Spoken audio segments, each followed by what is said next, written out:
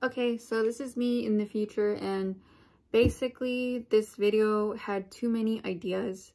I wanted to make a video explaining the Japanese side and the foreign side of mental illness in Japan because the perspective is slightly different. But it's just so much going on. I wanted to share my experience and also Maria's experience. Instead, I'm going to be cutting this video into 3 parts. So this part of the video will be the first episode in the series, and this is Maria's story. She has ADHD and she's been living in Japan for a very long time, and just explaining her experience with ADHD, sort of what she does and about her life. The other episode will be about me. I interviewed a few Japanese people who have mental illness in Japan, and I want to discuss how we think and how we feel about what I found with my friend who is Japanese. So I will be uploading that separately. And then also I'm going to be making a video about me. I do not have mental illness, but I have autism, which is in the same realm of things. So I'm going to explain my experience and how I live here and all of that stuff if anyone is interested. The point of the video is to show diversity in Japan, to show, I guess this is a taboo subject for a lot of people. If you just do a quick search on YouTube, you can find lots of videos that say very negative things about mental health in Japan. Also, I am from America, so our healthcare system is different. It's also not as good, and mental health is a huge problem there. There's a lot of homeless people. There's a homeless problem, and it is related to mental illness, untreated mental illness. So I'm not making this video just to say bad things about Japan or to spread negative opinions about Japan. This is just personal experiences of people. So because this is such a sensitive topic, I'm limiting the amount of comments. I am going to have restrictions on comments because this is not a political issue. I don't want this to be about politics or anything like that, because these are people's stories. So if you don't like it, then you can just leave a thumbs down and exit the video. You don't have to watch it. So yeah, that's it. The next part is going to be Maria's interview. It's a little bit short. I link all her social media things. She is a YouTuber. She has a pretty big channel. If you are interested, you can go and see her things. So that will be in the description box below, and let's go to the next part of this video. Hello everyone, my name is Maria. I'm Russian. I'm living in Japan already for 10 years, and I have my channel on YouTube, Maria Land, in Japanese. My English is not very good, so please be kind to me. Well, actually it's the first time when I'm speaking so open in front of people on YouTube, because nobody of my listeners don't know it. It's like not coming out, but I just don't care, and I never thought about making like a special video or something. So I have like ADHD, and it goes like attention deficit hyperactivity, right? Mm-hmm. So well, it's maybe I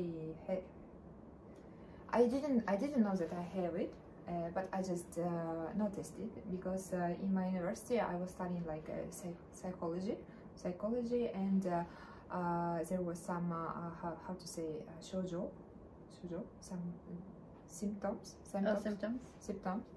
Yeah, I had some symptoms, but I never thought that it's strange or it's like illness. But then some friend of mine, she just told me that do you know that you have like ADHD? Yeah, because I had like not had. I have also now like daydream a lot. I mean like and talk too much. Actually, yeah, it was one of the reasons because I start YouTube, because first time I was filming just alone, so I could speak just forever with myself, like very long time. So I never tired of it. So I never thought that it's something abnormal.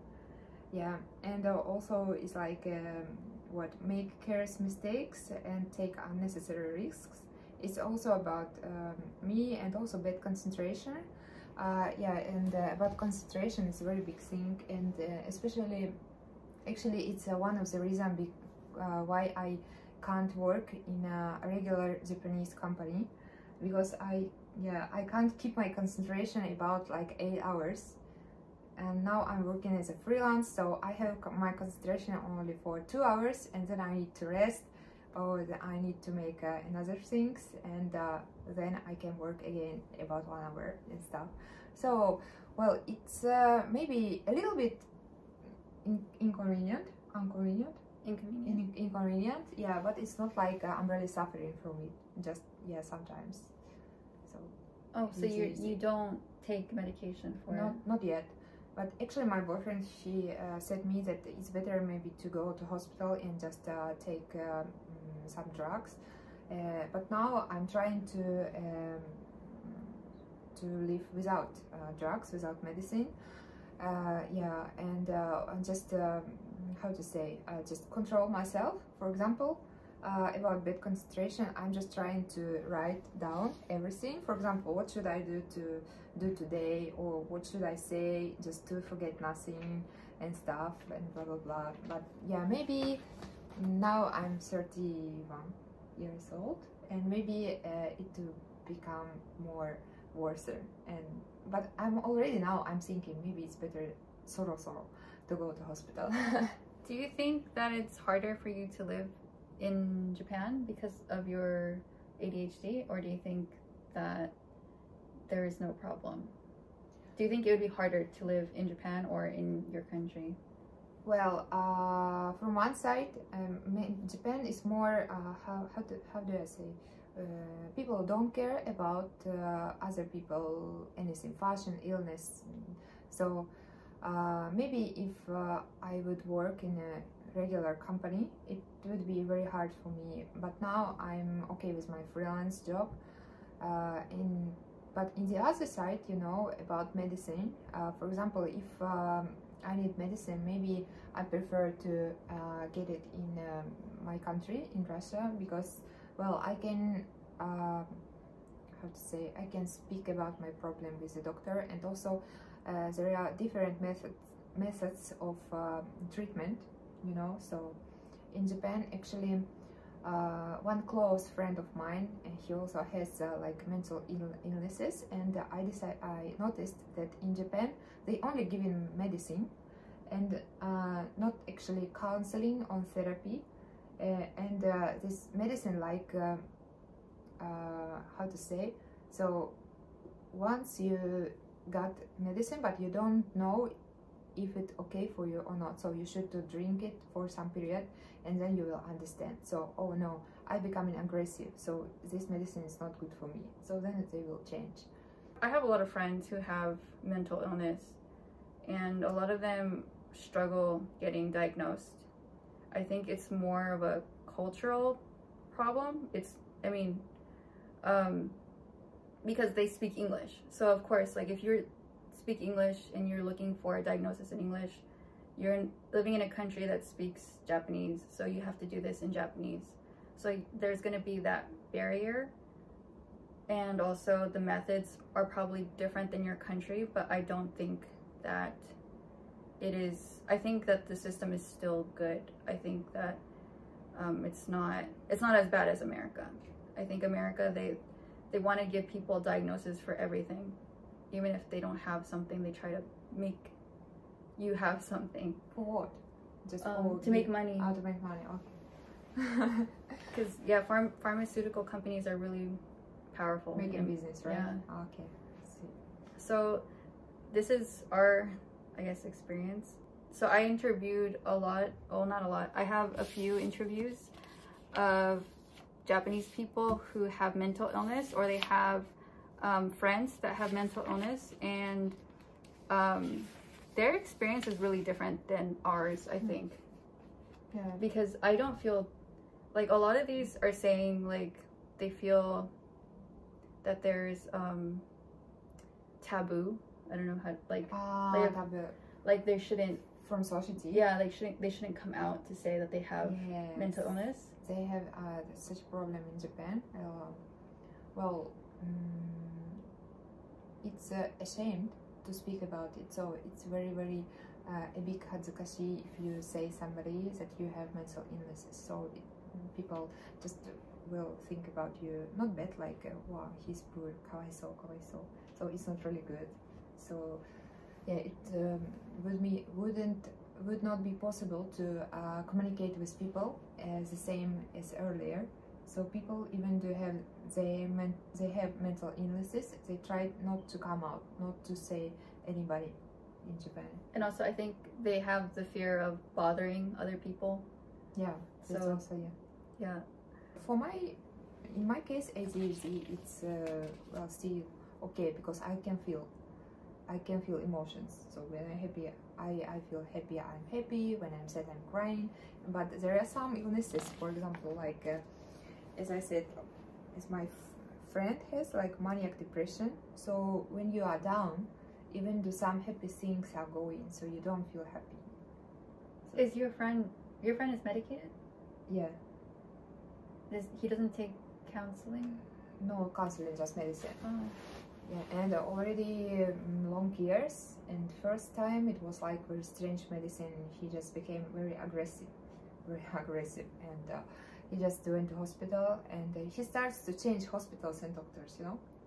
So in Japan, you need to find your doctor, Yeah. who will really help you. It's not about money in Japan. It's not so big money to go to hospital. So going to mental hospital, it's the same with going to other kind of hospitals. Like when you catch a cold, you go to hospital, and when you had some problems with your head, you just go to hospital.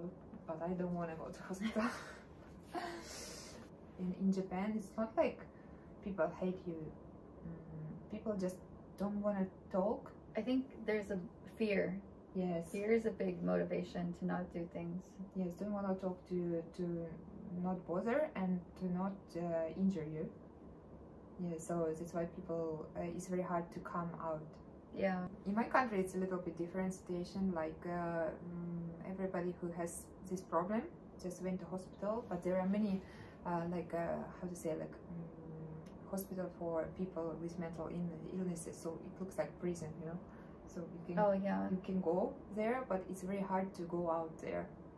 It looks like society is very good without mental disorders, but they just somewhere in the hospitals. that happened to Britney Spears. Really? Yeah, like Oh. she has a mental illness, so her father took over her. Like he became her guardian, so he controls everything she does. And the same, if you were considered like crazy, then they put you away, like depending on your guardian. So like if I have parents who don't want to deal with my mental illness, they can just send me away, and they have the right. I don't have any more rights. Yeah. So in Britney Spears' case, her father just controlled all her money also. Yeah, everything. Oh, I see. He didn't put her in the mental institution, but he could have done that. Yeah. So it depends on country, but I think in Japan maybe they have some problems with medicine, like, but still it's a little bit easier. When I can compare only with my country, maybe it's a little bit easier to live here. But yeah, I'm working as a freelancer, so now I just found my best condition and my best atmosphere, you know. But it's very hard to work in regular company when you have mental illness. Yeah, and I think it's hard to look for help or look for the answer when you feel like there's something wrong with me. So I think it has to be up to you. You have to take the choice and to do, like, I'm gonna go to the doctor, or I'm gonna find out what's wrong with me, or I'm gonna be better. Like, you have to have the initiative to go and do things. If you don't do that, then nobody will do. Yeah, no one's gonna do it for you. Yeah, that's true. Okay, so I think that's it. There's not really anything else that we can add about mental illness. So it's a very sensitive topic, you know. Yeah. So, well, it depends on illness, and just we are all people. We're just different characters, different anything, and different way of thinking. Okay, let's say that mental disorder is like a different way of thinking. We should treat each other just with respect, and just know that there's people that exist that are not going to be considered normal, but we should still respect each other because we're all equal. Yeah, and it's very important to know about illnesses, right? So if somebody of your relatives or of your friends have some mental disorders, first you need to learn what is it and how to do with it, how to common with this person. Maybe it's important. That is it. Okay, so that's it. Thank you for watching. And where can they find you? Where can my viewers find you? I have a Maria Len channel in Japanese, so if you guys speak Japanese. Yeah, and recently I have some videos in English also, and also collaboration with Sylvie, so you can see our video on my channel, and also my Instagram, Maria Len 17. Thank you. Okay, thank you. Bye. Bye-bye.